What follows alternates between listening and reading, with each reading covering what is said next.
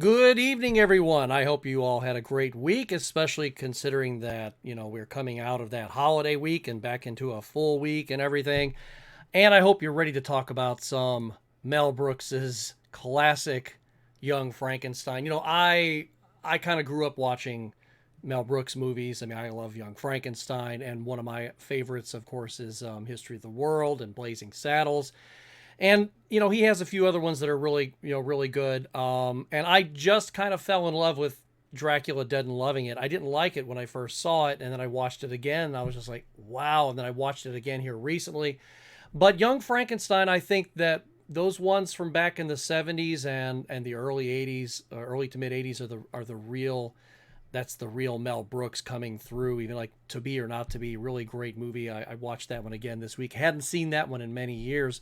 Was just on a real Mel Brooks kick. But anyway, let's bring in our other gentleman here that we're going to talk about the classic Mel Brooks Young Frankenstein. Here's Retro Rob, and here is Johnny Graphics. Good evening, fellows. How are you Hello. guys? How are you? I'm tired, but I'm ready to crack into this awesome movie that Same. I just, it's just got some of it has some silly scenes that people look at me and like when I'm giggling about them, they're just like, what, that wasn't that funny, but to me it is that funny. Is that Slapstick humor is so funny. I can't like I'll maybe my favorite type of humor when it's done correctly, as Mel Brooks movies do. Maybe like there's not a lot that really does it nowadays. You could maybe count like SpongeBob or something, maybe, but like this the Mel Brooks 70s and 80s era, like you put it, that's peak comedy, like yeah. peak American comedy, and slapstick is where it's at. And it I has to love be it. done right because Marty Feldman in this movie, he's the one that just kills me every time. And don't get me wrong, Gene Wilder and Madeline Kahn, the late great Madeline Kahn, God, I loved her, and she was excellent in everything she was ever in. And I remember Mhm. when she was on the very last show that Cosby had called just Cosby, and he was like one of her neighbors. She was one of his neighbors, and I was like, oh, cool, Madeline Kahn's on it, and she was just wonderful, wonderful actress, and just a great comedic actress on top of that. And Mel Brooks is no stranger to finding the best that he can. The people who can really do the job. Right. Yeah. So I still haven't watched History of the World Part Two yet on Hulu. I haven't either. I didn't actually. I didn't even know it was out yet. Is it out? I guess. Yeah, it's been out, and you Okay. know what? It looks very, from just what I've seen, it looks really forced. That's say forced, yeah. Yeah, so I was just Yeah. kind of like, all right, I'll watch it. I'll get around to it. But I was just kind of hoping it would just be a movie. But who Hmm. knows? It might be pretty damn good. And I could just be looking at somebody who did an editing job for for Hulu, and it just didn't come out all that great because sometimes, well, like I told you guys before when we did The Naked Gun, sometimes movies like The Naked Gun or like this or like Airplane, when there's a lot of sight humor, sometimes these are a little more difficult for me to get together just because, you know, I want to try to get some of the right pictures and things like that so we can be conveying that to whoever's watching. Hmm. Especially, of course, if they've seen it too, and then they're going to go, oh, yeah, there's that one moment. So, but yeah, Right. yeah. But Airplane is another good one. That's not a Mel Brooks movie, I don't think, no, but it's like the humor is so funny. I'm sorry, like this type of humor is timeless. I love it. yeah. And I can't, because like I think I saw something here recently that they are going to be doing it's not a reboot, it's more like a continuation of, I think we talked about that during the Oh, the Naked airplane? Gun, of the Naked Gun. Oh. Liam Hmm. Neeson is going to be playing Frank Drebin's son, Uh, and so he's going to be coming back and doing that. I guess they're filming it now. And I can't see Okay. Liam Neeson being slapsticky though, or well, but that's the thing If he is just plays it perfectly straight and they give straight. him ridiculous things to say, did then you see John Hamm do Fletch? uh-uh. But John Hamm's not good anyway. When I saw that, I was like, no, no, no. You have to have a smart ass to do that. The perfect person to have played Fletch would have been Ryan Reynolds. Yeah, but we Mm. can't see him, and even when I tried to watch him in, well, just anything. Honestly, I just only picture Deadpool now. I can't. It is difficult, and Yeah. the only other person who was considered for the part, many years ago, and we're getting off the trail, and we'll put that to bed here real quick, was Jason Lee, and Jason Lee I think would have been decent for Fletch as well. Yeah, he hasn't been around in anything in quite some time, has he? Not since the last time I saw him was another Chipmunks movie of some kind. So, Yeah. but yes, we're here to talk about our good very old friend, young Frankenstein. Frankenstein. I still say Friedrich. Whenever I'm referring, I thought it was. Is it Friedrich Frankenstein? I say Igor. Well, that's what he says though. Right. He's like, I thought it was Igor. Well, they told me it was Igor. Well, they told you wrong then, didn't they? So funny, dude. He's the best. He's absolutely the best. But He is. but here at the beginning, we see Victor von Frankenstein here. He's been dug up so they can. Why they would bury him with his will or whatever he has here, a box of chocolates, I don't know, is beyond me. And they have to dig him up just to get him out of the crypt just to get this stuff. But Right. this was a humorous scene in itself because the guy trying to get it away from him, he won't let go.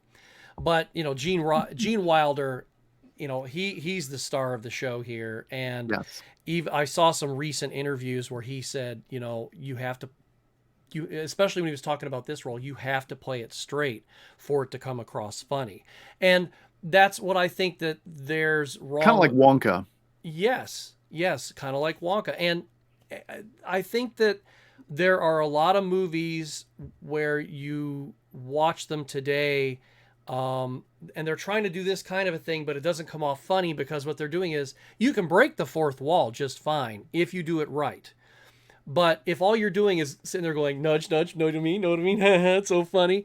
It's not funny. Right. That's only funny when you're breaking away from something else that's substantial. Right. Yeah. If you just lean into that, which especially nowadays, I hate to say it, but a lot of comedy does do that, and it's all that, and it doesn't work because it's not bouncing off of anything. Right. Well, I get crucified all the time when I tell people that I didn't like The Hangover, and they go, "What?" And I'm like, "Listen, I saw Bachelor Party, and that was Bachelor Party. This, I don't know what the hell this was."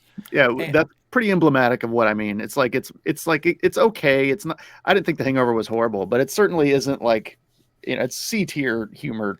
I liked it. Perspective. I liked it better than those Fockers movies because after the first one, I was like, "Okay, that was okay." I like the first one. Yeah. And the second one, when I watched it, I was like, "Oh, I'm done. I didn't even watch the third." They just made the same movie 3 times though. Right. Is that what they did with the third one too? Yeah, it was the same story every time. It was just in a different location.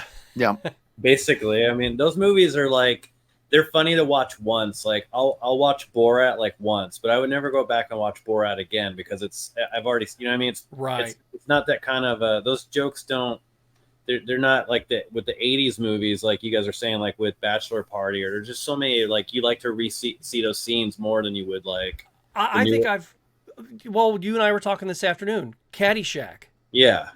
Classic. There's so many lines I would say from that I maybe said like 1 or 2 lines from The Hangover to my friends, but Caddyshack, I probably dozens of lines that I still say even today. Heck, when I catch my wife saying them, then I'm like, that's a good movie. Yeah. Really penetrated in there. Exactly. Well, Gene Wilder, this was a very iconic role for him, just like, he was in Stir Crazy or even in Willy Wonka. I mean, there's no other Willy Wonka. Sorry. Even when that new one comes out, sorry. This is Willy Wonka, just like Sean Connery is James Bond. Christopher Reeve is Superman. That's it. You know? Like you can do your own version of it. There's nothing wrong with that, but you're just not going to unseat this. Exactly. You're not going to unseat the original. So because of that, and in that sentiment, what makes Gene Wilder's performance in this role so memorable? I mean, how does it compare to his other roles as we were talking about? I mean, I wish I were more familiar with Gene Wilder's career. My big 2 roles are this and Wonka that I really know him from. I know he's in other stuff, and I know he does a good job in other stuff, but like this and Wonka are the 2 like things that come to mind. And again, like we touched on, this is pretty similar in that he's a goofy character, and a lot of what he says and does are goofy, but he's playing it relatively straight, like he doesn't think it's goofy, and that's kind of his appeal. It's almost kind of naive, kind of adorable almost kind of character. He's absurd on paper, but what, or I guess what I should say, he's straight on paper, but the context of what he's doing is funny. And that's different when you get to the other characters. They handle it in different ways. But he's such a great leading man for a comedy. And I wish we got more out of him. I wish that there was decades of great comedies to point to with him, and there's only really a handful. Well, there are a few, like you said. And I wish it was decades as well, because I mean, off the top of my head, like the amount of movies Adam Sandler is in versus him is like that should be flipped. I could probably name 6 off the top of my head. Oh yeah, okay. And one of them isn't all that good. Haunted Honeymoon, and I saw that, and I gave it a second chance many years ago, and maybe I need to watch it again. But some people are like, yeah, that's a pretty good one. It's not awesome. But yeah, it was like, eh. But Silver Streak is fantastic. Stir Crazy is fantastic. Hear No Evil, See No Evil, and all these, of course, are with Richard Pryor. All the Richard Pryor ones were good. Yeah, I thought so too. Yeah. And there's a great interview with him and Conan O'Brien. Not way too long before he passed away. He was, I think it was about 5 or 6 years before Gene Wilder passed away, and he was talking about Young Frankenstein and a few other things, and Wonka, and he was talking about Richard Pryor, and he said, yeah, it's not like we have like this great friendship outside of the movies and stuff. He said, yeah, we like each other and everything, but it's not like we hang out all the time. But when we get together, he goes, we have this really great chemistry. And he said, here's the really interesting thing and people go, what? It always turns ahead when he says, he goes, it's almost like a sexual chemistry. And he goes, I don't mean that, literally, but it's just like you have that attraction to one another, and you're able to feed off of one another. They're so complementary. It's almost like a male and female type thing. I totally understand that. Yeah, and it's like it was like Dean Martin and Jerry Lewis. They had that great synergy. They were able to just kind of feed off of one another, and I think it was the same thing. Yeah. So, I definitely see that. Maybe not the words I would have used, but I totally get that, because they're so complementary. It's like a male and female, Yeah, yeah. Now Mel Brooks, of course, he has a style of his own.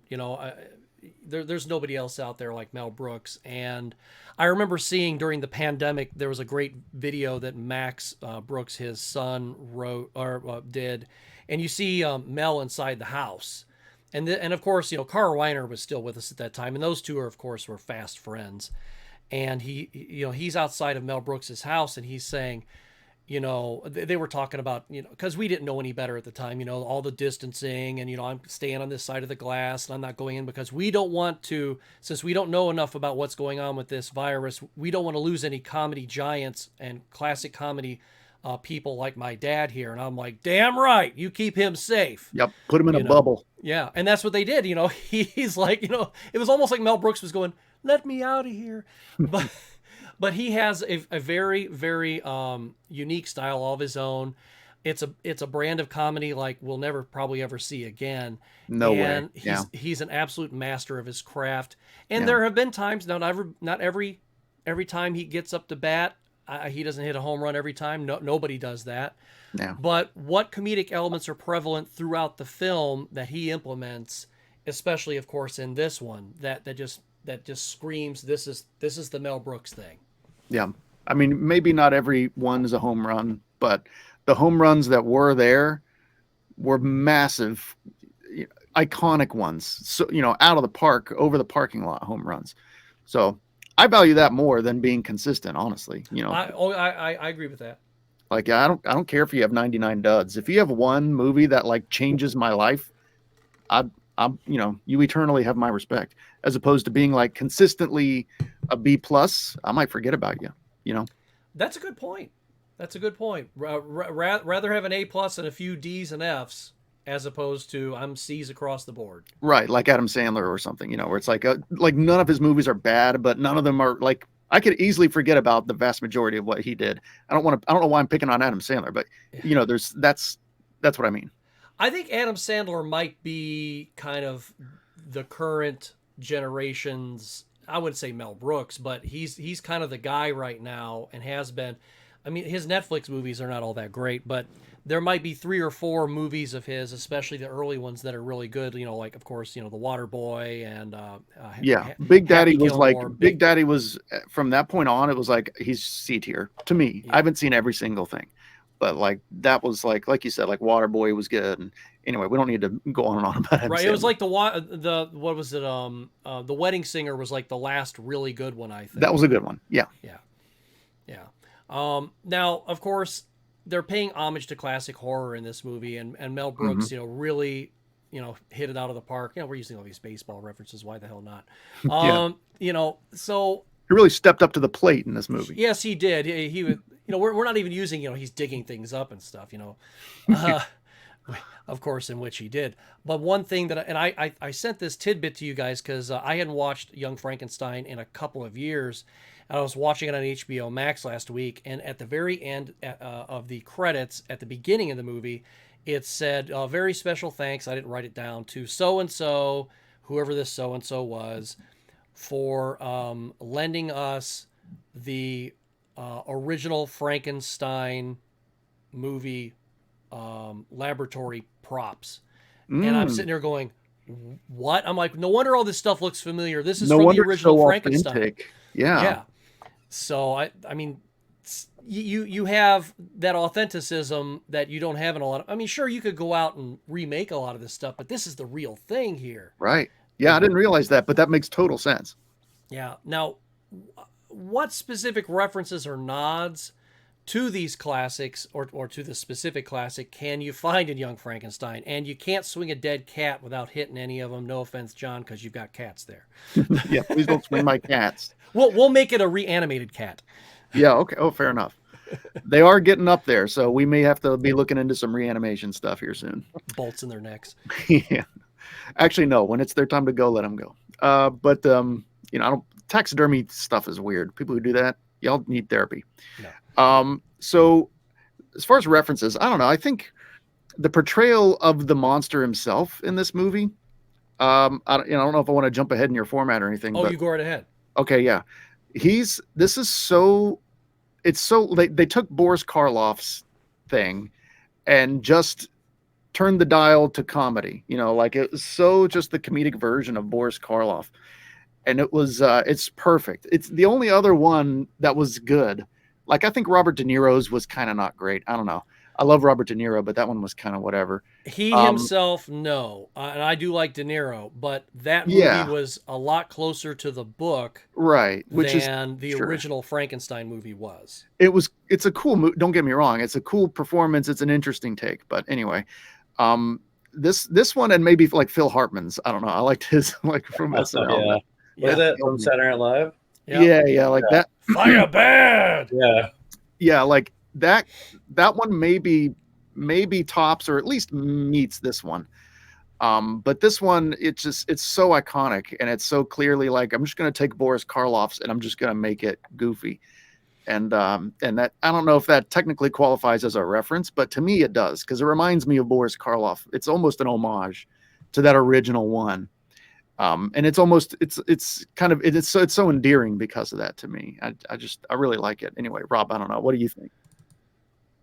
I mean, yeah, it's just touches on like all the classic horror movies. I mean, it's just a spoof on everything we grew up with. Anything with Bela Lugosi or all the black and white stuff, right? I mean, yeah.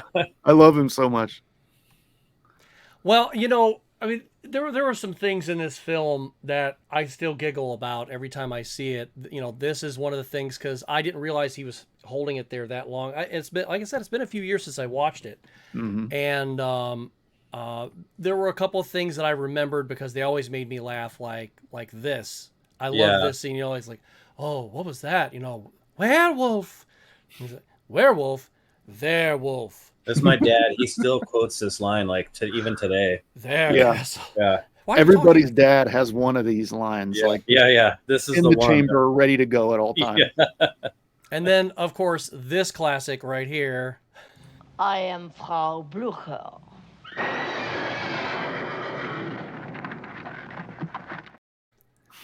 Yeah, every I time mean- the lightning strikes, every time. Every time, no, it's not the lightning. It's not just the lightning. It's what Blucher means. Because Blucher means it means leather boots. Oh, I don't remember. Okay, I forgot. Blucher is German for it's a very specific leather boot named after I think it was like a German general or colonel or something like that. His name was Blucher. Okay. And yeah, so it means boots. So every time they would say leather or leather, these German horses are going, F you, Right. And then of course, Okay. then you also get the thunder and lightning with it because that invokes, the horror of everything. Of And- German boots. Yeah. Yeah, and years ago, I always thought that it meant glue, but then I found out more recently that it means boots, and I was like, oh my god, that's just insane funny. Yeah. And then of course this moment here, and I'm not going to play a bunch of clips because I don't want to get struck, but of course we can do just a couple short ones.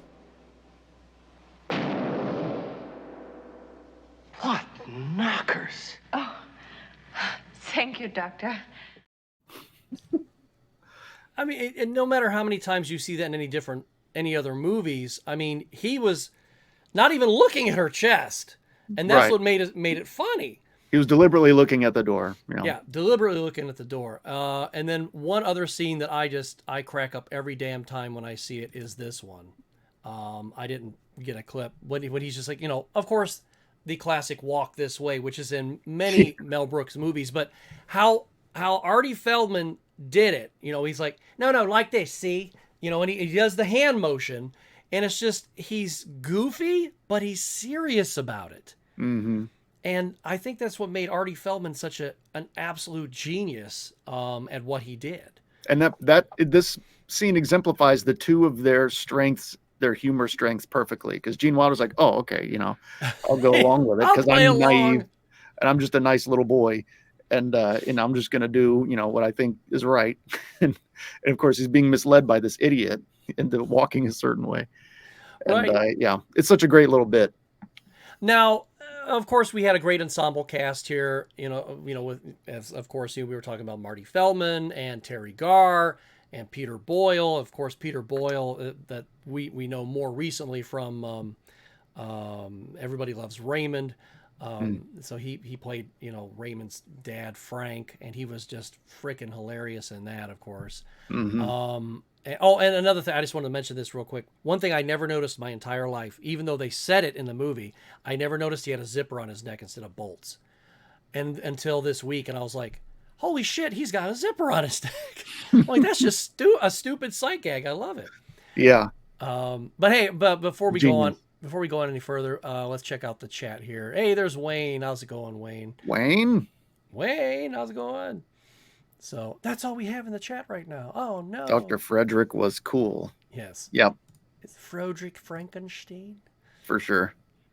So, but yeah, we had this great ensemble cast here with Terry Garr and Peter Boyle. Now these guys contribute in their own ways, of course. Now I just want to specifically talk about Terry Garr here because, now my friend Tawny, she met Terry Garr way back in the day, and Terry Garr was on this. She was with Martin Mull, and they were playing at her high school. And they had this thing where they were like, she was in the choir, and they like, let's do this thing for everybody, and they did a performance and stuff. And she said that Terry Garr, and she just commented on it this week on Facebook. She goes, she was like, the performances and everything are great. She goes, but Terry Garr's still a B. And I was like, because she told me that she was very, very not nice to everybody. Now everybody can have a bad day. I'm not making excuses for Terry Garr, but she said that she was not very nice. But that aside, her performance in every movie I've ever seen her in, she's been fantastic. And, she's once again a master of her craft as well. But her character, Inga, what do you think of her contributions to the film specifically? I don't know. I mean, she definitely serves her purpose. I don't think this is the best use of her talent, No. but at the same time, for what the role is, she owns it, and she's funny, and she's very self-aware about it, and that's what you needed to do, I suppose. Yeah, I'd say so. Now, of course, let's see. I'm all tongue-tied. Oh, I wanted to mention to everybody real quick because I know that there'll be people watching afterward. Our friend John Minier, he was supposed to join us, and he could not because he has a life. He does have a life, but he also runs a great video gaming and toy store here in Bowling Green, Ohio, and the annual Black Swamp Festival was also this weekend, and we would not have scheduled that this weekend. And his shop is right smack dab in the middle of all the action. And he was just like, we normally close at 6:00, but we've got all these people coming in and out because I'm not gonna just close up shop. He goes, Sure. I'll have my laptop with me. If I can turn it on and get away, I will. I'm like, dude, you have to do what you got to do. You don't go, I'm going to stop making money just so I can be on a show. Mhm. I mean, Is there a big retro scene out there in Bowling Green?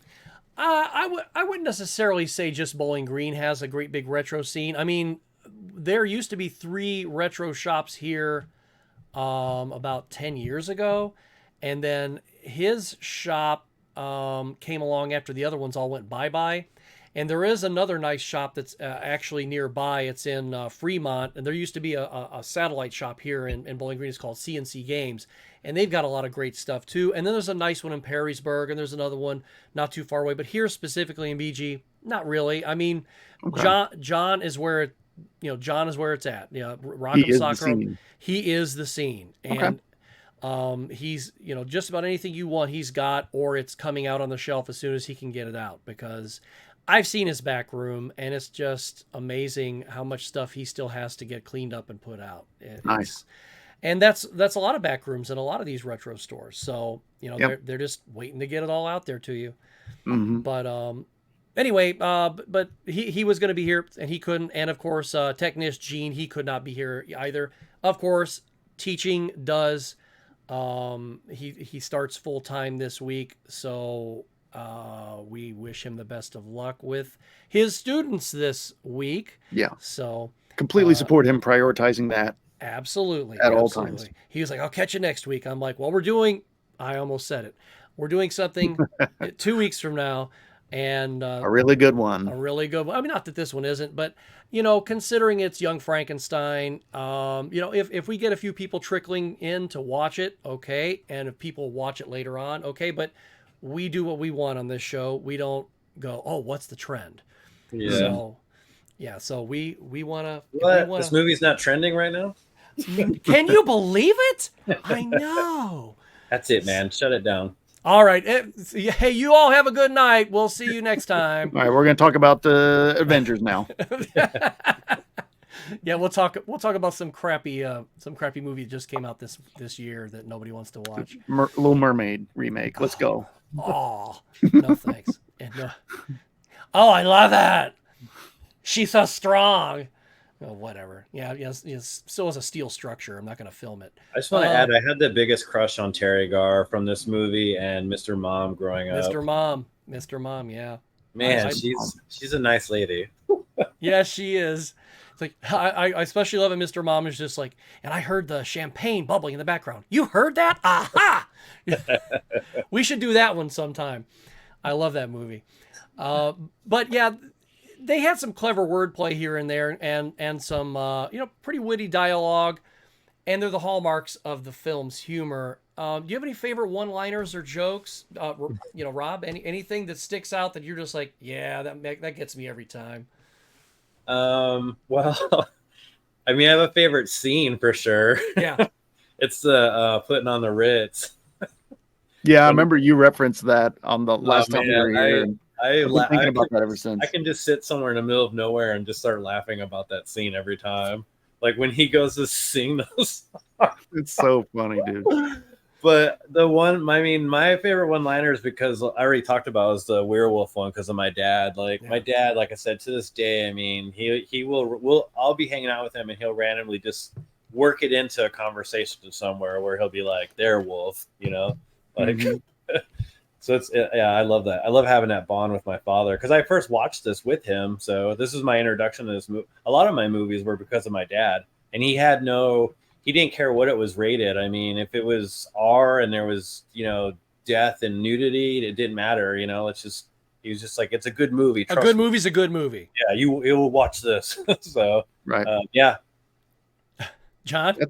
Yeah, I mean, that's funny that you say that because I wonder how many people like between ages like 20 and I don't know 45 were introduced to these movies because of their dad. I bet you it's like 75%. Yeah. Oh yeah. I would think so. This is a dad and kid movie for sure. And my kids too. Like I introduce them to stuff too. Like especially like a lot of my toys that I have in here from my childhood and stuff.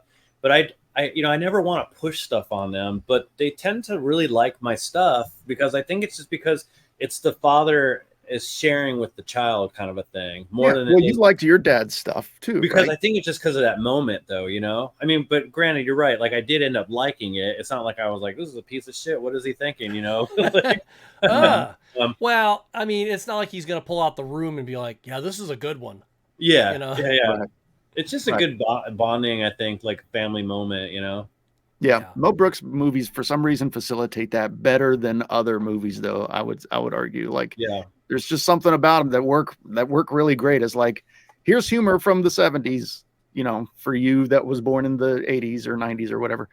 But a scene that I really like that always stands out to me. There's so many, but one that just comes to mind often is when he's being strangled by the monster. And he's trying to tell them to give him the sedative with like a game of charades while he's being strangled. And they're like, there you go. And they take so long to figure it out. Yeah. And he should be dead. Yeah, right. He would be, of course, if this were like the original movie or whatever. Right. And at the end, he's like, sedative? Because sedative? And then it starts all over again when the monster gets hold of Igor. Right. It's just like, first word. Yeah. It's so, and this is a bit that was probably from something else, maybe from like Three Stooges or something, who knows, from, forever ago. This is a bit that's been recycled thousands of times across thousands of different things where somebody's like incapacitated and they're trying to they do charades to let someone know what's going on. And it's like, goes on to longer than it needs to be. But this take on that bit, maybe the best, at least of all the ones I've seen. This is like an iconic take on that bit. And if you told me that this is where it's from, it's probably not. But I would be tempted to believe you because this is like the best version of that bit for sure. And always stands out to me. Yeah, absolutely. A friend of mine, this is his favorite scene as well. And he's just always, if we ever watched this movie together, he would be sitting there in tears, just sedative. I mean, at the end, I'm just like, dude. It's so funny. Sedative? Because it's such a bad guess of what it could have meant. Head. I wanted to pop back over here real quick. One More Quarter says, cheers, good evening. Hey, how's it going? We're glad you're here. And is that an arcade reference? And Mike says, is the Elvins not going to eat my brains? Yes. One of my, I have so many in this one that it's not even funny, but this always makes me laugh. Stay close to the candles. This stairs can be treacherous, And then anytime, the Frau Brooker, anytime that, she appears, and if they, they say her name, that always happens. No matter where you're at, they invoke Frau Brooker. Okay, enough. That happens, and you gotta love that. But even after, when Igor goes to the, this, it could be worse, could be raining, and then just that look he gives him is just like, really, and it just starts thunderstorming, and then another one, yes, he was my boyfriend. This is not Caddyshack by any means, But this one just has so many good one-liners that we could probably, spend a half hour just pulling them all out. And That could be showing the you whole pictures. show. Us going over the one-liners. Yeah. And, I'll Abby someone. Abby someone. Oh, Abby normal. You're like, Yeah. He's got the same nose I do. I Good nose. I don't know if I haven't seen your nose that far, that close. I've got this. It's pretty big. Look. I've got this beautiful Roman nose. Look at that. Oh yeah, it's not bad. It's not bad, Rob. Not bad nose. Yeah, it got broke too. That's why I got that weird little hump right there. Oh really? How'd that happen?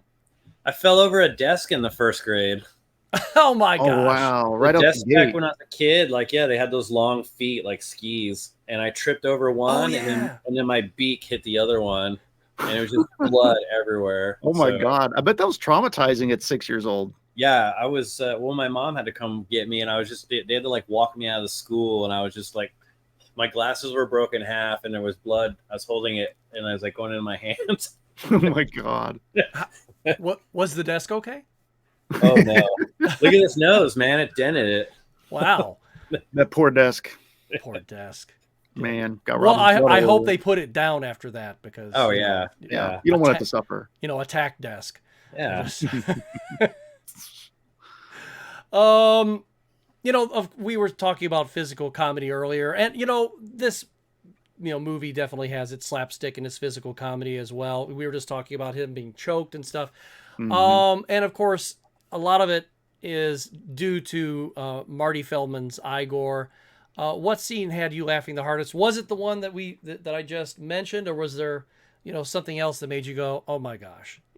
I don't know. It's one of those movies where it's like this, at least for me, this Airplane, the first couple of Scary Movie movies, I would almost, they're close. They're not quite there, but they're up there. Where I'm just constantly laughing. I'm laughing during more times than I'm not, more total time laughing than not throughout these types of movies. Maybe that's me. I don't know. I know this you gotta pause this kind of movie for a minute to catch up. Yeah. The jokes are just constant. Yeah. There's a lot, and you'll miss a few too. It's just so it's very layered humor too.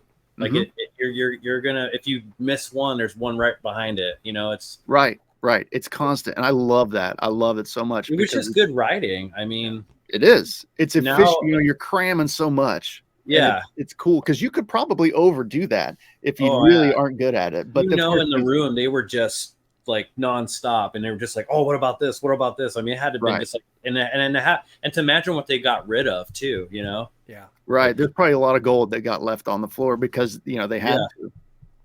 Well, you made a good point because when Mystery Science Theater came back with Jonah, whatever his name is, that very first season, a buddy of mine, Gregory, he and we were talking about it, and it was like they were trying to fire off as many jokes as they can. Come on. And it's just like, no. You got to pace yourself a little bit.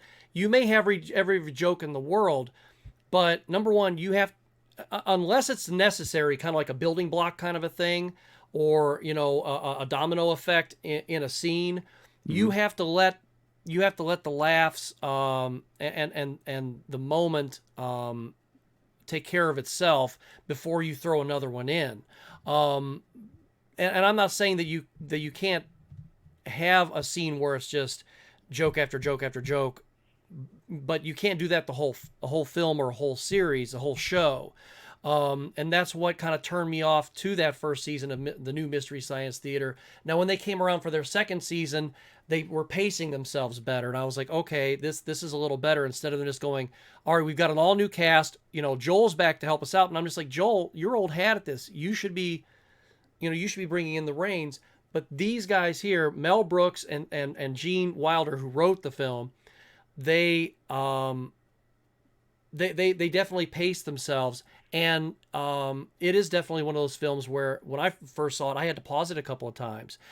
The number one film, just a side note, the number one film I ever had to pause it because I was laughing so hard. Now, film, not TV show, was in the movie Porky's. I was in the room with a couple of friends of mine, and once again, the same friend who introduced me to this movie introduced me to Porky's, and he's crying, his face is red, he falls off the couch, And it was the scene where Lisa, or Lassie rather, the one girl who, she howls when she's having sex. Um, it was hilarious, and I eventually, it was contagious, and I started laughing. And then every time he and I would watch that movie, at this, it would be, all right, we got to pause this, because I couldn't catch my breath. And I was like, "Are you okay? Oh, okay, oh, okay, okay, all right, start it back up, But they had good pacing in this movie, and I'm really glad that, and I think maybe that might be. Listen, I watched Robin Hood Men in Tights again this past week. I the first time I saw the movie, I was just like, eh. You don't like it? There's stuff I like about it, but it's like, if you handed me 6 Mel Brooks movies, I guarantee you that, depending upon the ones you hand me, that one would probably be the last one I would watch. Then that's me personally. And there are people who are like John, even, from Rock'em Sock'em. He was just like, "Oh, I love that movie," and I'm just like, and that's fine, because I think there are some things that take me out of the film, but we won't get into that tonight. Sure. There are some things that take me out of the film, especially because everything looks like it was on a set, as opposed to everything looking authentic. And or even this movie, parts of it look like it was on a set, but it looks like it was on a set from the 1930s. So a lot of that has to do with how they shot it too. Like a lot of the noir style, like camera angles, and I mean, you were just on one on the staircase, like that type of like dramatic angle. Yeah, this is a shot from an old movie. This is a shot from from a movie in the 30s or something. And it's dramatic, and it's fun, and it emphasizes shadow and lighting, because you didn't have color to work with back then. And the upshot, that's the legacy of Orson Welles right there. Sure, yeah. And it's because you had so little to work with in terms of your color palette and other things, so you had to really make it count with these 15 shades of gray or whatever it is that you're really working with with that technology. Yeah, and I know that there is a color print of this movie out there, floating around out there somewhere. I don't want to see it. I never want to see it. That's not the point. That misses the point. Right. I never want to see it, ever. Yeah, just kind of like the movie Under the Cherry Moon with Prince. That movie was shot in black and white for a reason. Don't show me a color version if there is one. I mean, if there's a color print, destroy it. Why even do that? I didn't know there was a color version of this. Like, that's so tone deaf. Yeah, because I guess like Peter Boyle's face was like green, and yeah, it's just, yeah, get out of here with that. Yeah, get out of here. Miss me with that. Yeah. Now Gene Wilder and Peter Boyle, of course, they had some good chemistry as well, and they had a great dynamic. So how does their comedic chemistry drive the film, and how does it survive today? That's tough. I don't know. I mean, it just works. It's kind of it's hard to quantify, honestly. I'm not sure. I'm a little. Yeah, it's just a standard comedic duo that it's a thing we see in all movies that have. I mean, like with what was Bad Boys? I mean, I know it's right. You just have that two people that just can, just feed off each other. Yeah. All the movies that have something where there's always two people that seem to be in the same scene, sharing some kind of comedic, it just seems to work.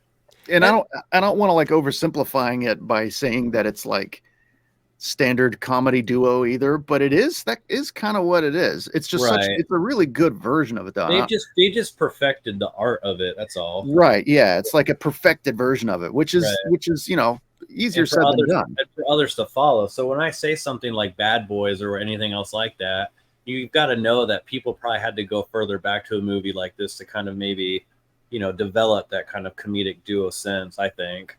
If you're a true actor or a person who really cares about your craft, you definitely do your research, I would think. Right. You're a student of it first. Right. And this would be something you would want to intimately. I would think so. I would hope that good actors that are funny today took some cues from something that we enjoyed from back then. I would hope. Yeah. Right. Well, I remember seeing something on some of the extras from the show Friends, and there was a scene where, because they were in Vegas, and I can't remember specifically what it was right now, but They were doing this behind the scenes thing, Matthew Perry was sitting there, and he's like, well, what would Chandler say in this situation? And because he's like, this is not, good. And they're like, oh, we don't like that. And, there's the producers and writers standing there, and he goes, well, how about this? And they're like, yeah, that's a lot better. So it's kind of like, they're putting a little trust into the actors themselves. And Peter Boyle, I don't know enough about the man. I've only seen him in a couple of things here or there. But I would imagine that, being the professional he also had the source right there. He had the director who was one of the writers, and he had his co-star who was one of the writers, and I'm sure he put his implicit trust in Gene Wilder as well. So I think that when you have a good duo, or even a trio for that matter, you trust each other. And I think that, as consummate professionals as they were, I think that's might be one of the things that gave them that great chemistry, because they wanted to give you the best that they could, as opposed to, hey, I can one up you, or I can one up you, or that kind of a thing. Right. Which I think sometimes if you let somebody else shine, it makes you look better too. Yeah. Well, Gene Wilder is somebody who absolutely understood that, I'm sure. Oh yeah, absolutely. It's like, absolutely. I'm playing my role here. I don't have to dominate every scene. I don't have to dominate every line even that I say, because some things are there to accentuate the other person. Yeah. Vice versa. Well, when he was on Conan, the interview I saw with Conan O'Brien, and I'd seen him tell this story on 2 different shows, and he told it slightly differently. I mean, the facts were still there, but he he just said it differently, because it was like an earlier version from like the Tonight Show, and then him on Conan when he was much older, and they were talking about this very scene here, and he said, yeah, there was only one time that Mel Brooks and I ever got in an argument. And it was because of this scene. So he's like, there I am, typing all day, working all day. And he comes over to the house after doing whatever he was doing. He goes, so what you got? And he goes, well, I wrote this scene. And so he reads it, and he goes, you want the monster to tap dance with you and do a musical number? And he's like, yeah, it's hilarious. And he's just like, so they went back and forth over this. And they said that they argued for about an hour over it, or maybe longer. Who was opposed to it? This Mel Brooks was. Oh, okay. And then just all of a sudden he goes, okay, you got it. It's in. And he goes, why all of a sudden? I mean, just why all of a sudden you're just like, yeah, it's in. He goes, I wanted to see how hard you were willing to fight for this scene, because if you were willing to fight really hard for it, as opposed to just giving up, I knew it would be the perfect thing to leave in here. He's like, wow. I know it's going to be good. So that's him trusting his partner. That's, I mean, it's kind of a weird way to do it, though, isn't it? That's like, hey, watch me fuck with this guy. It's Mel Brooks is a genius. He is. I mean, I don't want to pretend like I can understand his methods. There's a certain point where I just trust him, and if that's the way he wants to do it, I'm like, okay, obviously it worked. One More Quarter says, side view, Frank kind of looks like George off the side. But he does. Stanza. Yeah. Hey, is that the One More Quarter? Your image there, is that Death Trap Dungeon? Is that a Death Trap Dungeon? That does look, from the Genesis. All right, I think it is. If it is, you're pretty cool. If it's not, you're not. I bet it is. It has to be. It might be. It looks like a newer, like detailed version of it. Anyway. And also a very expensive game.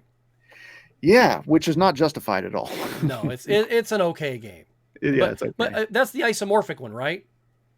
Isometric, yeah. Isomorphic. Isometric 3D, and it's like what I think I saw a review that said Skeleton Crew, yes. Oh, Skeleton Crew. Yeah.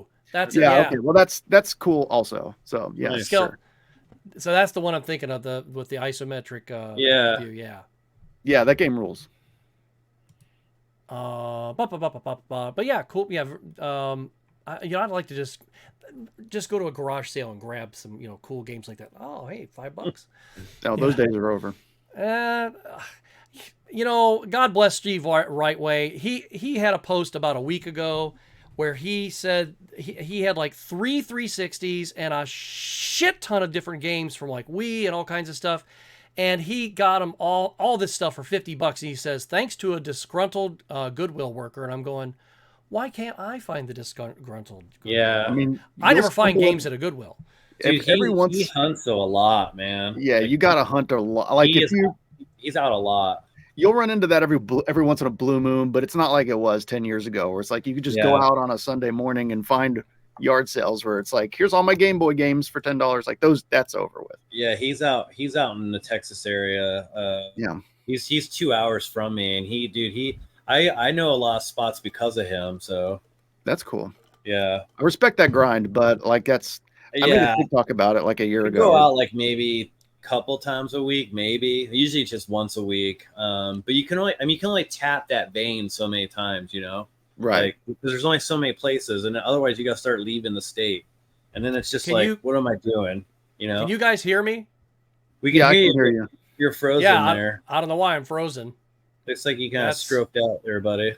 That's interesting. All right, I'm gonna turn on my secondary camera. Hang on a second, everybody. I do have a second camera here, just in case. I mean, that image is pretty funny. I'm okay with it just being there. Yeah. That's ridiculous. Maybe you could like chroma key your face on it. Okay. That should be the thumbnail for the video. Oh, there you go. Yeah, I mean it's gonna be up here, but now you got security camera footage now. I know, that's weird. Yeah, it's weird, man. Or I can just do this. So Hulk rules, little buddy. That's right. There we go. This is the selfie angle. Or I can do this. Like, hey, how's it going? We're gonna get closer. There you go. Oh, there it is. I don't. Shit. Oh man, I got wires everywhere. We're showing our 4 viewers our budget. Yeah. Hey, look at the ceiling fan. Well, it is the internet and things do happen occasionally, but thank God I had a backup. So yeah, we're live. Who cares? Yeah, we are live. It is a cheap basement show, not shot in a basement. So, but I'm in a basement, so this is how here's what happened. You were doing it with your phone. It's updating. iPhone 16, the 16 update. Son of a bitch is updating in the middle of a live stream. Hey, Craig Federici. Yeah, you there at Apple. Go screw yourself. Hey, you just screwed this up. You can schedule that though, so I did. I said later tonight when I go to bed. Sounds Apple. Like the great Alfredo or whoever you're cursing right now. It sounds like user error. Well, Apple people. I don't know, man. I don't know. I hate Android. Y'all overspend on mediocre shit. It is what it is. It's not really mediocre, but it's the quality doesn't scale well with that price difference, in my opinion.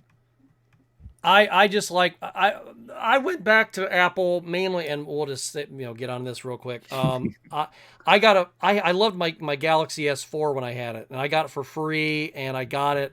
I mean, I was still in contract with my other phone, and I had an S2, and then I got an S4 immediately, like a year later, for free, and I was like, it was like Christmas weekend or whatever, not Christmas, Black Friday. Black Friday, yeah. And I got this awesome deal. I'm like, but I still got my other phone. They go, we're good. I'm like, okay. And then I sold the other phone for like $300. Nice. So here I got this great, Galaxy S4, and it was this beautiful blue, and I got this nice case for it. And it was a beautiful camera, a beautiful phone, just gorgeous, everything. I loved it. Could never ever find a music player that I liked. Not one. And it would not integrate with iTunes, which I have everything on my computer on iTunes. I was like, I'm not redoing it. I'm not redoing 40 gigabytes of music. Just so I said, fuck it. And I went back to iPhone. Yeah, that's what you would have to do, because Apple converts it all to some format that only Apple can read, I think. Yeah, well, I could dump stuff on there, but what I had to do is go into the folder, to the actual folder, and then dump it over onto the SD card, and it was just, it took forever. It just took not worth it. I was like, no, it wasn't worth it. So right after that, I went back. But anyway, this is about young Frankenstein, not about my Frankenstein phone. So Frankenphone. I will never let that happen again. Oh my God, I will update right now the second I see it, so that because I'm like, what the hell's going on? Why am I frozen? So, but if it comes back on, then we'll this looks fine. There. This is good. It's all right. I mean, at least I can look down at you guys every once in a while and go, hi, there you are. Look down on us. well, look down at you, not on you. But sometimes if I do use this one, I will put it in this little tripod thingy here, this little desk tripod. Maybe I can do that right now. Let's do this live, shall we? I mean, All Keep right. it up. we already screwed up. Why not? Hey, hi, how's it going, everybody? Hi, there we go. Making me dizzy. And don't puke on me. It's not the corkscrew. Oh, there's the ceiling. Oh yeah, by the way, there's my lights that I hung up. Nice big tension rod. Yeah. Well, That's what she said. see that? I put those up so that way, number Walked one, into that. it will not fall down. You gotta be It will- quick. It will not fall down, and it will That's not what she press and hurt the. It will not press and hurt the wall either. Okay, good. So yeah, Dad. Also, what she said. That's also what she. Oh, Lynn and I were. That's what we were said. What she said like all last week. It was great. Okay, now that we're back to young Frankenstein here. So, of course, there is a great legacy here, and I think that there was an immediate influence that started trickling down to other films from Young Frankenstein, from Mel Brooks himself, and I think that this movie itself definitely had a lasting impact on comedy, and on Brooks's future films, because the Walk This Way thing. How many films did he put that in? 3, 4, and some of them it was funny, and some of them it wasn't. But once again, hit or miss. But do you think that there are other parodies, subsequent parodies or comedies that this movie has probably had a direct impact on? Oh yeah, I think the scary movies, like at least 1 and 2 and 3, which I like a lot. I know people are a little divided on them, but I think the first few scary movies are hilarious, and in large part because they're very much like this, at least in terms of pacing, where it's like joke, joke, joke, joke, joke, stupid joke, door hitting someone in the face for no reason, just like stupid stuff.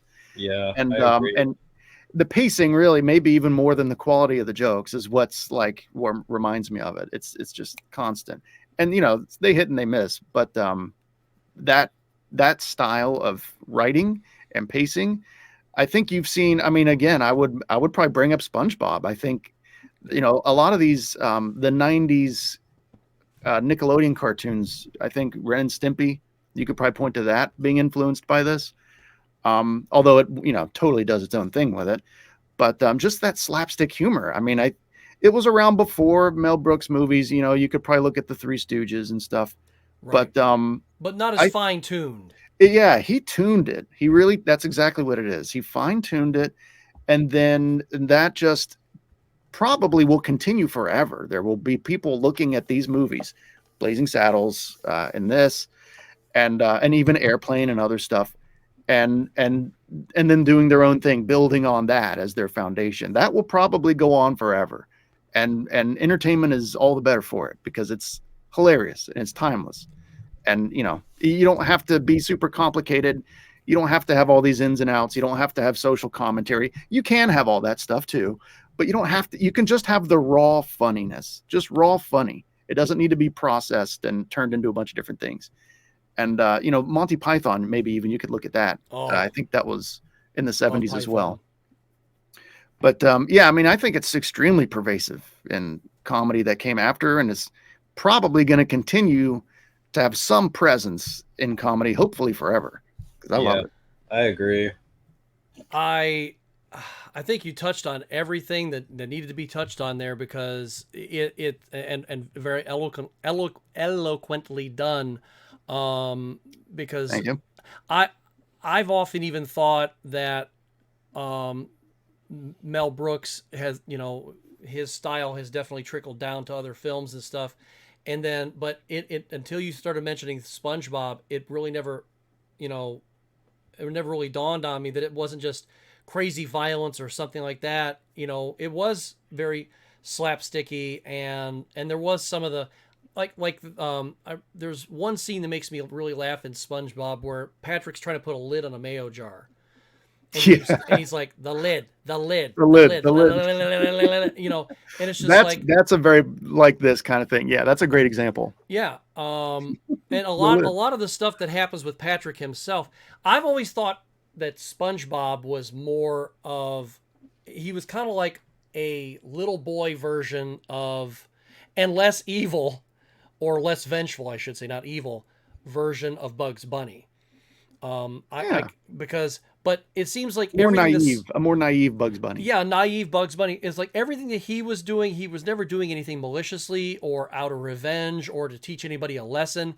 It was always just by happenstance. Yeah, he's just You trying know. to live his life, you know. Just trying to live his life. Yeah. And that was it. Let's see if I can switch back to the other camera real quick. If it'll let me. Hey, look at that. Other camera. Hey, everybody. I'm back on the good camera. It's like Better Wayne's contrast. World. Ah, yes. Better contrast, higher shutter speed. Here we go. Looking Yeah. good. Hello, iPhone. Okay, but I wanted to touch on two more things on the movie before we move on to our next segment. And real quick, I wanted to mention the music and score because the film's musical elements, including the memorable "Puttin' on the Ritz" scene, I think it definitely had a great influence on how this movie felt. So what kind of enhancements did the comedic to the comedic moments did the music make, or even not even the comedic moments, other maybe even more heartfelt moments did the music add to the film? Well, there was that one scene with the which was a direct ripoff of the original, well, not ripoff, an homage to the original Frankenstein movie with the blind guy that was playing violin, right? Oh yeah, with the soup, right? No, he bread, or he was eating. He Yeah, had he's eating something, but and he had the soup. Yeah, with the soup. yeah. Yeah. I love this movie, dude. I love this movie so much. Do you know who the blind guy was? I don't recall. Now, at this time, this gentleman is about 93, I think, or 95. Really? Yes. And when I tell you who it is, you're going to go, oh, shit, because at this time, he was about 38. Looks like Rob. Yeah. Rob, that's you in like 5 years, dude. That is Gene Hackman. Really? Is That's it? Gene Hackman, yes. Wow. Yeah. Oh my And God. I see it now in the face. Yeah. Yeah, I can see it. Yeah. yeah, The Santa Claus nose is what was throwing me. Yeah, There. he's very Santa. very Santa. And that the nose and the hair and yeah. Yeah. Smoking cigars with him. Yeah, but that violin, to answer your question though, that violin song that they used throughout the movie, and that's I guess it was her, wasn't it? Who played that? Was it? She played it, and also I was gonna have a picture of it at the top when they were at the top of the castle, but it was Frederick and Igor played. So he played the violin so they could attract the monster back to the castle, and then of course Igor had his little horn part, doo, doo, doo, doo, doo, and that was right. it. Oh, so maybe I'm getting my lines crossed a little here because maybe it was the original movie where the guy in the cottage played an instrument. I think you might be right, but it's been a long time since Okay. I've seen it. Well, in any case, that little violin tune, I think, that's a great gag, and it's a little melody that you would hear. The style of it is something that you would probably hear in like a more genuine horror movie from the era that this is paying homage to. Yeah. Oh, absolutely. I think that a lot of the music from the entire film had it definitely had that like 1930s kind of, everything had that very authentic 1930s look and sound. They so nailed it. This could have been a movie from that era. Like you could tell a kid that was like born like 10 years ago that this was made in 1938, and they would have no reason to question that. It's so Right. Yeah. it's so dead on. It's like, oh, this is an old movie. Yeah, it's an old movie, but it's not as old as you're thinking it is. Right. Because I'm looking it up now because I can't remember if it was 70. It's 74. That's what it was. So this movie will be 50 years old next year. This 50. is we're about as far from this movie as this is from the 30s then, I guess, right? Yes, because in 74, that's exactly right. That's crazy. Exactly right. Yeah. That is pretty crazy, isn't it? So That's insane. How old some things are is insane to me. Like this is a great example, but there's a lot of things where it's like, holy crap! Like things in the '90s are 30 years old. yeah. That's insane. Well, I was also thinking that next year, because I sent that I sent the schedule, the tentative schedule for the films that we've talked about, and some that I just thrown on there, and Revenge of the Nerds is 40 years old as of August of next year. 40 is crazy for a movie. Yeah, That's it's just insane. and when I was watching old movies with my mom back in the 80s, and it's like, oh, this is a movie from the 40s, and it's just like, oh my God. So the movies that I really love are old movies now. Oh shit. Oh Yeah. God. Very old movies. I have games, I'm looking at, sometimes I'll look at my like Genesis collection and stuff, and I'm like, this thing is 30 years old. Yeah. And it still works. It's crazy. Well, a friend of mine was here for my my daughter's 5th birthday, and his wife was here, and she was in here in the studio, and she's like, wow, you got a lot of games and stuff. And it's just like, okay, number one, I don't have some people's collection, number one. I've gotten rid of normies lots of my don't know stuff that, though. They don't over have that time. perspective. No, but also this is 40 years of collecting. I mean, I started collecting this shit when I was, like 9. So people don't look at this and they go, oh, well, we know what you spend your money on. It's just like over the past 40 years, yeah, but a lot of it I bought like for $3 or $2. It wasn't like every time I bought something for $60. But like you said, the normies don't understand that. Or if I buy a bunch of games, they don't know about like John Hancock and like these crazy collections. Right. Or a Gamer Aimer or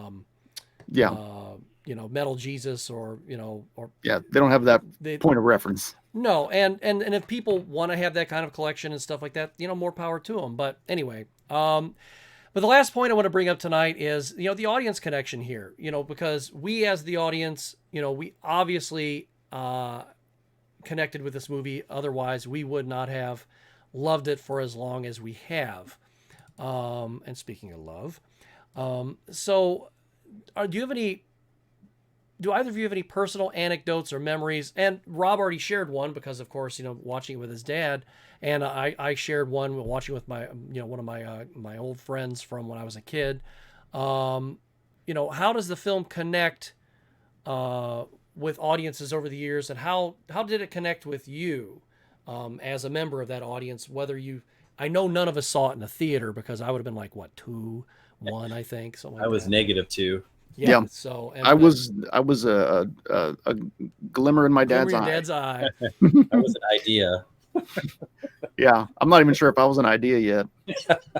As a matter of fact, my wife's parents weren't even married yet. Yeah. So the carbon that made up the sperm that was me was probably still food. It probably was.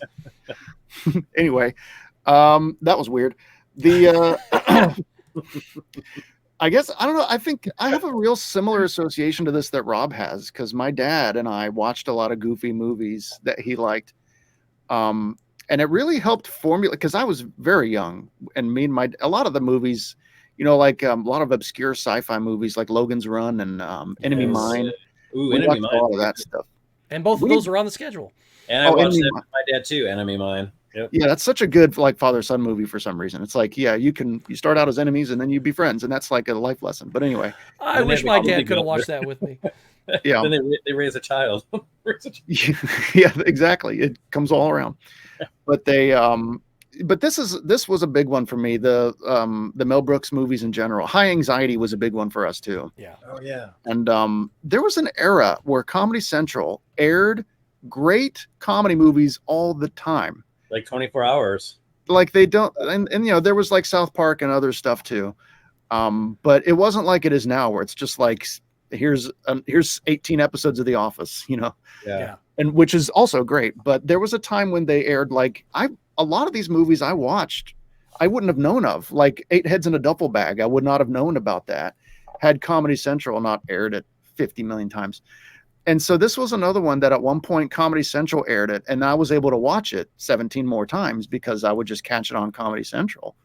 And that's, So that's an association I have with it too. It was like this era of back when a lot of great movies were on Comedy Central. Like Comedy Central was awesome, and I'm not trying to hate on it now, but Yeah. it's there was a time when it was Revenge of the Nerds was another one that I saw on Comedy Central like 15 times, and I might not have seen it from beginning to end, but I would always catch like chunks of it.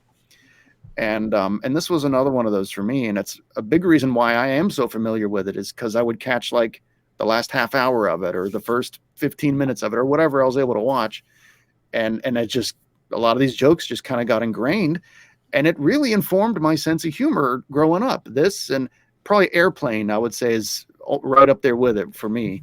Oh yeah. You know, it really informed my sense of humor, and that's why later things like SpongeBob or Ren and Stimpy and other things that would come out later really resonated with me, and the Scary Movie films.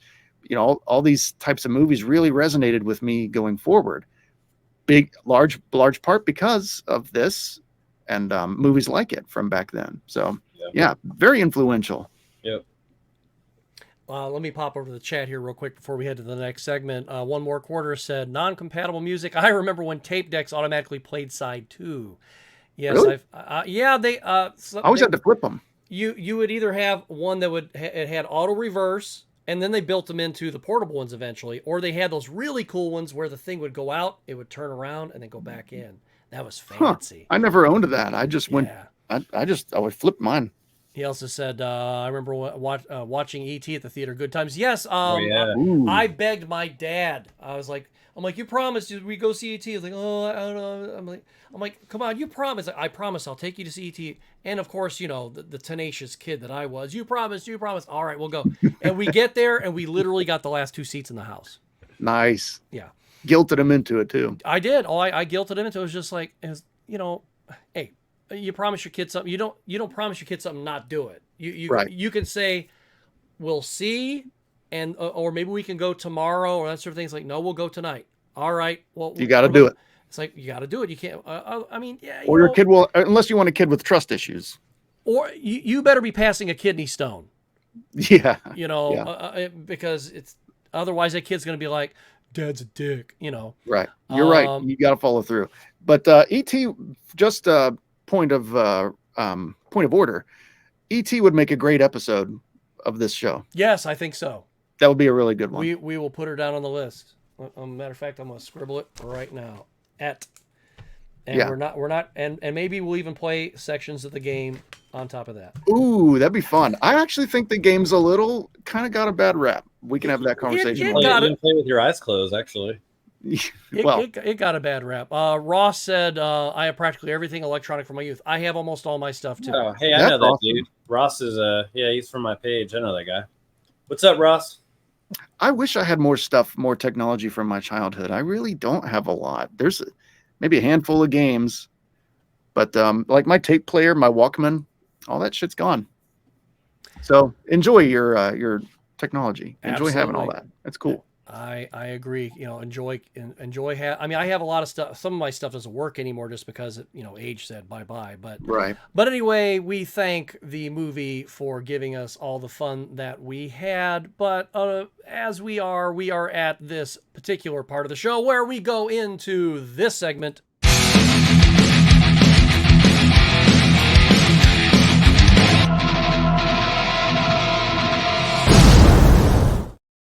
Yes. Very good.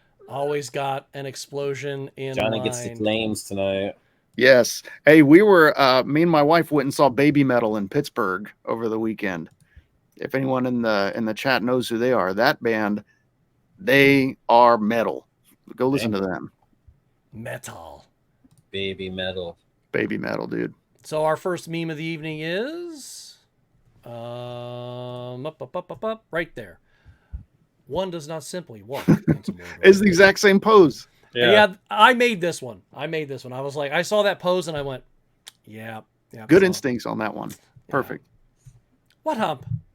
What hump? Oh, yeah, he's in denial. It's like, wasn't your hump on the other side? Oh, never mind. He doesn't know what hump. Oh, that's so funny. I'd help, but I broke my arm in 2 places. You know what the doc said? Stay out of those places. But bumps. Fair enough. Can you imagine it? A world without morons? I sure can. Imagining is all we can do, Yes. unfortunately. I go way better than your iPod. Oh, he's been an Apple product this whole time. Socialized medicine. Yeah, what killed him? Socialized medicine. But he had an appointment for next August. A year from next August. Fuck, I can't read tonight. Oh, it's Bernie saying, I didn't even notice it was Bernie down there. Yeah. Okay, yeah. Okay. Poor old Bernie. Frankenburn. Frankenburn, dude. When they asked me, now of course this is, Herman Munster, but when they asked me to enter the bodybuilding competition, they should have been more specific. Dude, I love Herman Munster. That's another good Frankenstein analog that I didn't think of earlier. And you know what? I watched that movie, the Rob Zombie one? Rob Zombie movie, and I'll tell you what, people got that all wrong. It looks kind of good. They're not taking it the way it's supposed to be. It's supposed to be smarmy like the freaking Munsters. It was Right. It was good, but the timing was a little off here and there. But I thought it was a good damn movie. People wanted like some gritty, realistic monster like thing. It's like, that's not what it is, you dummies. No. With real problems. He's like, Yeah. man, the housing crisis.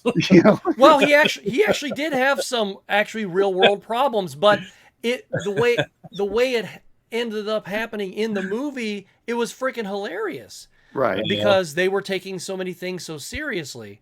It was very good. I think that it's something that people I forgot need to- about it. I'll need check to it out though. Give it a real world shot. I was sick one day and I'm like, hell, I'll watch this. And I was like, this is not that bad. He wanted something more dramatic. Yeah. Which is, whatever. Damn it, Lily. In a world where one monster. One monster changes the world. A little boy named Eddie. Yeah. That is all of our memes for tonight.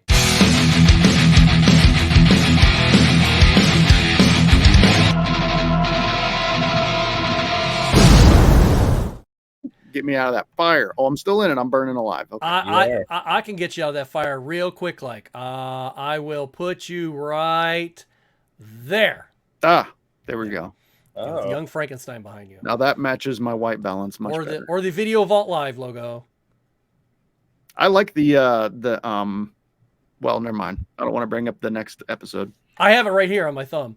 I just click. That's it. Well, but we won't do that to people. I But let's go. won't break that for Let's you. go back to the comments here. One more second here. And Ross said, he's like, "Hey, sup?" Ross Meyer said, "Sup?" Sup. And then give me chocolate. So, Oh, that's a Baby Metal song. Yeah, give me chocolate. That's a good I'm song. going to check them out. I'm going to write that down too. Baby that's Metal. That's one of their sillier songs, which is also fun. But they have like some legitimate just metal, just real metal. I mean, it's modern metal. It's not like Iron Maiden or something. See, I'll have to give you copies of Elvis Hitler that I've got, and Elvis Hitler still tours. Okay. Elvis Hitler's got some crazy ass shit. It's like, think uber heavy punk meets slight rockabilly. Okay. And he throws comedy in with it. Because like one of his songs, 10 Like Wheels the for Ramones or Jesus, is something kind of hilarious. No. Okay. Funny like the Ramones maybe, but a little less serious. Yeah. Okay. So, but speaking of serious, oh, John, tell the lovely people out there where they can find you on the internet. You can find me right here on YouTube, Johnny Graphics. I actually have a new video up where I'm talking about some underrated PS5 action games. Yes, very good video. And thank you. And that's one that I could revisit multiple times. I don't know if I want to make it into a series like a couple other topics. Every once in a while.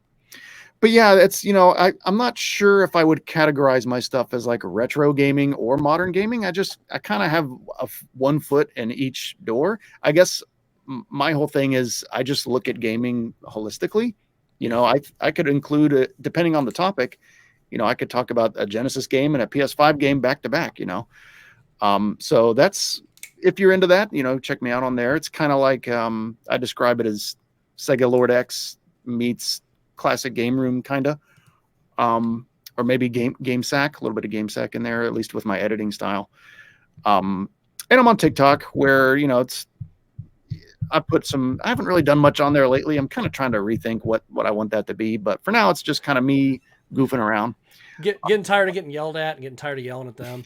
Well, I don't mind that part of it. I just would like to think of something maybe a little bit more commercially viable. Oh, I'm because- thinking of Twitter. Sorry. Oh yeah. Well, I don't really mess with Twitter much. Nor do I. Yeah, that seems. I'm a spectator of Twitter. I spectate that dumpster fire because it's fun to watch, but I don't really get involved.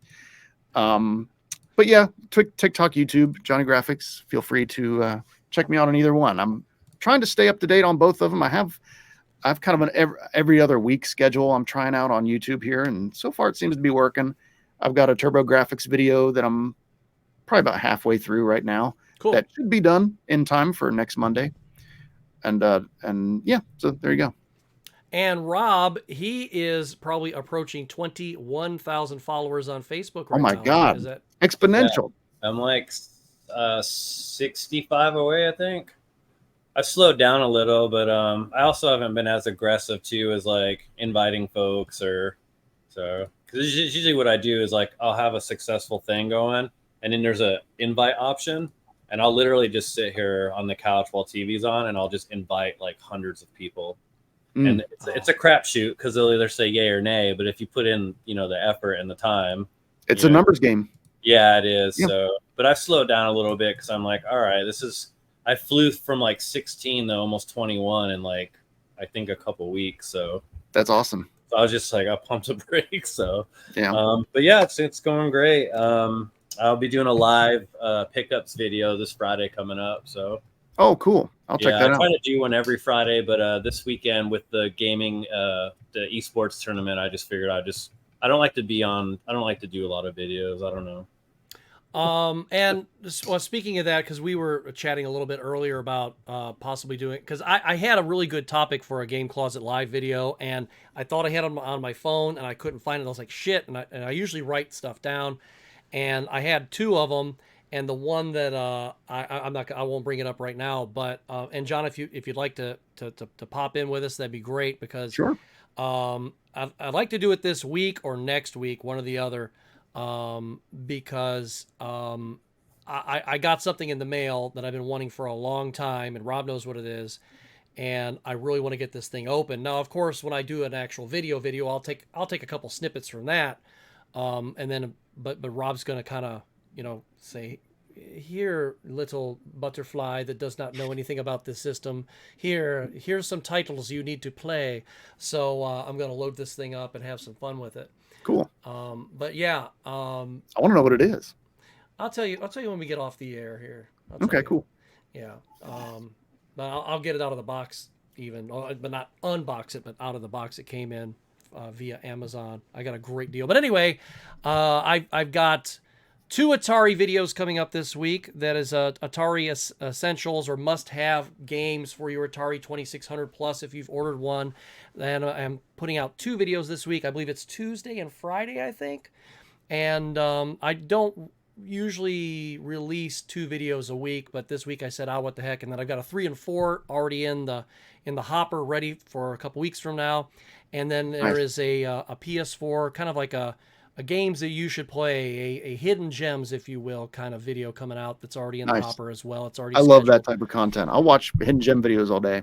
And then I do have I'm currently working on the CGC is in Cleveland this week, so I'll be doing that this coming weekend, video on that soon thereafter.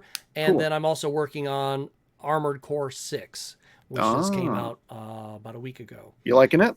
I am really digging it. Yeah, I'm really. It is frustrating though, because I'm just like, oh man, I got to use strategy. I can't just go in there with Master Chief and kick everybody's ass. Yeah, you got to like modulate a lot, right?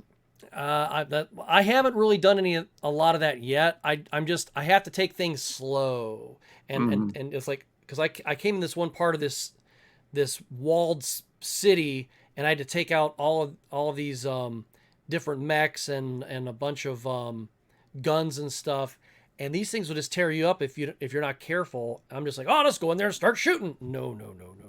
you got to use cover and everything, otherwise you're just dead. Yeah. So, but yeah, good game. But and then of course this past week the Devil Inside AVGN's house came out, and great video.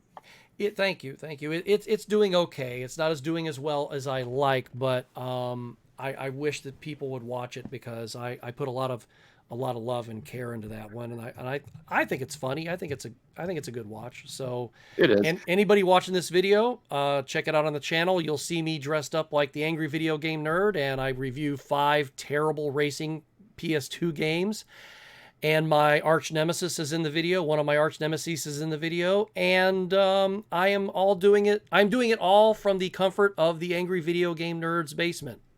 So, And you got to watch his video, watch the videos and engage with them, because that's incredibly important to YouTube's algorithm. Like, you have to like it, you have to comment on it.